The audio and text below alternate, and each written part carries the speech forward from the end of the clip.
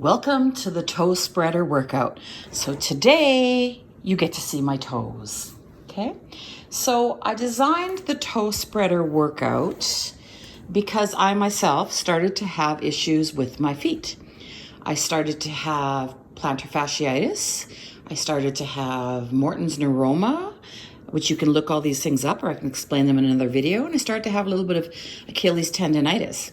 And the odd thing was that I was wearing more and more expensive shoes and doing all the right things, so I thought, but for me that didn't work. I tend to be a barefoot person, so I decided to take some courses in barefoot specialization, barefoot training, and from that I have learned enormous things about the feet, and all of the issues that I have are currently not bothering me at all. Okay, so that's the purpose behind why I developed this program. So let's talk about why we want to work our toes. Okay, well, firstly, you need to know why our toes are so important. Our toes help us when we're walking, running, standing, and they support all of the weight that we're putting on our feet.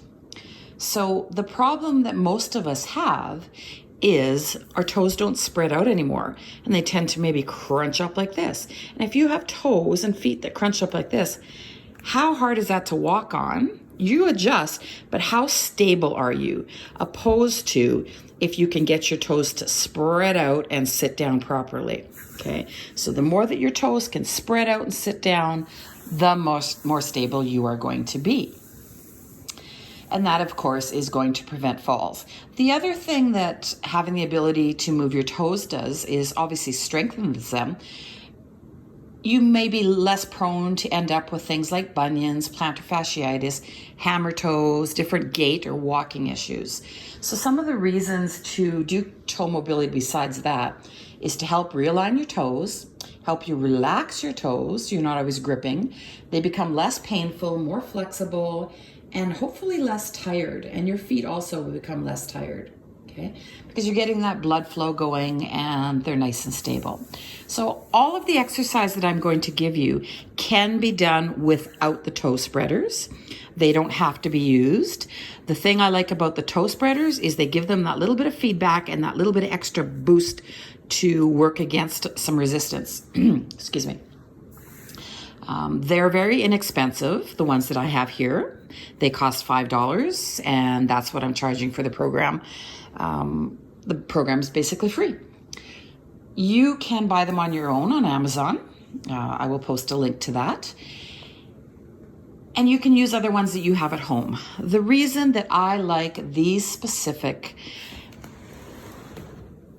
spreaders is that you could actually walk in these. Okay, so some of the spreaders, they kind of come up this way between your toes, and then they have a ridge on the bottom. So it's very hard to walk on, and it's actually very hard to do a lot of mobility work. These ones, your toes go between the holes, are perfect because you could walk on them, ideally, at some point, but you can definitely do mobility work. And if you are sitting and watching TV and you needed to get up to quickly go grab a glass of water or whatever it might be, you're not going to trip likely with these. Okay, so they're inexpensive. You can pay up to $60 for these type, but I say don't pay $60 until you really know that they are going to be a good fit, no pun intended. Okay, so that's the type that I prefer to use. I have actually placed a pair on this side. It's hard to do a video and place them on my feet, but basically, as you can see, the little space there, you just weave it over your toes so that you end up with the spacers in between each toe. Now, right now on this foot, because I tend not to do this foot as much, they're not fully down. That's going to take a little bit of time. So don't worry about that. As you start to separate your toes better, they will fit better. But try to get them nicely, evenly spaced, and take a few seconds to place them in there. Okay, so why do our toes change? Why do we have those beautiful spread apart newborn toes when we're young and then they start to look like this? Well, this right here, okay? If you look at the shape of my shoe and the shape of my foot, okay? A little bit of similarities there, but that I'm pulling my toes inward. That is not natural. Okay, look at a newborn's feet. It is natural for them to have their toes spread out like that. Well, that and that don't jive. So when I put that in that and it crunches up my toes, years after years, hours after hours, my toes are going to look like a shoe, not an actual foot. Okay? So not that I'm saying don't wear shoes. That is a different topic in itself, but we need to choose wisely. So when I choose a shoe, forget about the fact that I really like my shoes to be flat and bendable and basically nothing. You want to make sure, I'm just going to flip it so that you can see it here.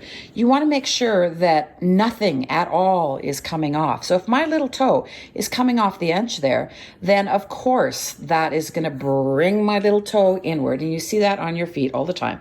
Look down, see your little toe that's all trying to curl under. Maybe the second toe is trying to curl under too. Or maybe it's this way that you're always hanging out. So you're going to have to crunch it in. Okay. Well, structurally, that is going to change your feet, of course. So using a really wide toe box is helpful. Okay. Again, I'm not going to bash shoes in this video, but we can talk about that later. For now, it's just about your toes, getting your toes into a nice natural shape so that they create some stability for you. Okay, so as far as the program goes, you can do these exercises sitting, lying in bed, reclining on a chair, and then eventually you can work up to standing with them and maybe even walking with the toe spreaders. I like to, when I'm doing these exercises, I like to do one side at a time. Okay, and the reason that I do that is I have some changes that need to be made structurally. So if I start doing both sides at the same time, there's a good chance that I'm going to give him a little more love compared to him, or him a little more love compared to him. So if I'm really trying to neurologically fix the way that I'm thinking and creating movement in that toe or in those toes, doing it separate is the best thing that you can do. Now, the drills themselves, as I said, if they bother you with the toe spreaders, take the toe spreaders out for a little while. As you start to get movement, then you can put the toe spreaders in, or maybe you don't use the toe spreaders at all and you use these exercises. So the warming up drills. The first one that I have as a warm-up is the marble pickup. Now, I'm not going to do that with the spreaders because I'm not going to be able to pick up properly. So I don't have a marble today, but I happen to find a little Ricola in my cupboard because I don't like these. I don't actually use them. It's been sitting there for a while. So what I'm basically going to do is use my toes to pick this object up. And it could be any kind of object. I could even use the toe spreaders to start with, okay? But what I want to do is not just pick up the object with the whole foot. I want to get in there and pick this object up with the first two toes. Then I want to go with number 2 and number 3, and I want to pick it up with those toes. Okay. And then I want to move on and pick it up with those toes. And I'm going to go all the way down, those toes, those toes, those toes, those toes, back, back, back, and then I'm going to do it through a second time. Now, if you have hammer toes, so your toes look like this, skip this one. It's not that you can't or shouldn't do it. It's just you're already have an issue in this position. You don't need to really perpetuate that a whole bunch. Okay? So this is not something that you likely need to do. So that's the first warm-up. The second warm-up is probably the most important movement you can do with your toes, and that is toe splaying. So what you're trying to do is actually separate those toes. Now you can see, if you knew me before, those toes would barely move. This guy right here is a constant problem for me. If you saw my feet probably 4 months ago, you would have noticed that this big toe was actually trying to tuck under like that, which was causing me a bit of a rolling into my foot, a little bit of flattening of my arch, coming up to my knee, coming up to my hip. So I had to slowly work it. He's still a bit of a dud. So what I have to do personally is I will take this big guy and I will give him some feedback. I'm kind of teaching him, you need to move. Sometimes it works really good. Sometimes I've got to do it for a little bit. And then hopefully, of course, because I'm videoing, he doesn't want to move now. Okay, but hopefully if I do that enough times, I can get him. He's pretty tired, okay? I can get him to actually separate. So the idea is that you get all of those toes separating nicely. That is your toe splay warm-up. So I suggest you do that warm-up maybe 3 to 5 times, fool around with it, and then it's time to start to put your toe spreaders on, okay? So we're gonna use this foot to show you the exercises. So the toe splay, again, is the first one. Now that I have these on, I'm actually going to splay outward. This one works a little tiny better. You can actually see them moving. Okay, I'm gonna go out, hold that for 5 seconds, come down. So my foot could be on the ground with my toes slightly lifted. I can come up like this, or I can put my foot right up on a chair while I'm watching TV, okay? So play around with that, but you're doing that 5 seconds, 10 times. Those are your toe splays. The second exercise are toe lifts or toe extensions. So you're thinking about lifting and lengthening all of your toes. So you're gonna lift them up, hopefully to the same height, and you're gonna hold that for about 5 seconds, and then you're gonna relax that down. This one is great for plantar fasciitis, especially while your toes are spread out and up. You're also gonna be very aware of the muscles that run all the way up into your leg, because your toes aren't just your toes, okay? The toes actually extend right back. And of course, there's ligaments and tissue in between, okay? So you're going to feel that come all the way up the front of your leg, and that is not a bad thing at all. Okay, the next exercise you're gonna do is the big toe only lifts. Again, don't use me as a good example. Okay, so what I'm gonna do is just lift my big toe only with keeping my little toes down, okay? So ideally, zoop, this is what I'm trying to do. Bring up that big toe, up and down, up and down, up and down. Some people have great extension there, and they are wonderful at it, and I'm very jealous of them because I really struggle. Okay, so that is your big toe only lifts. Same thing. Hold for 5 seconds, lower. Repeat 10 times. Your little toe only lifts. It's the opposite. That one I can do. So I'm leaving my big toe. I'm not putting a lot of pressure down into it. I'm definitely not pushing hard down into the sesamoid bone. I am just letting him sit nicely in contact with the ground while I lift and lower my little toes. Okay? Again, 5-second holds, lower, or if you want to just play around throughout the day with as many of these as you want and just fiddle around, you can. Now, next is the big toe lift and press. I find this one super challenging. So what you're going to do is you're doing your extension, you lift it up, but now what you're doing is lowering only your big toe without lowering the rest, nice and slow. Once it's down on the ground, then you lower the rest. Okay, so again, you're lifting everything, but then you're really working hard at lowering that big toe down. Whew, and then lowering the rest. Okay? This one is a little more challenging. You're really going to feel that in the muscles coming up into your foot. So if you can't do it for the full 10 times, that's okay. The next one is the opposite. You're actually doing little toe lift off and press. So you're bringing them all up, and then you're just lowering, a little bit hard for me here, you're just lowering the little toes. So he's gonna stay up while you lower the rest of your toes. There we go. Again, these are the most challenging ones that you're gonna do. Okay?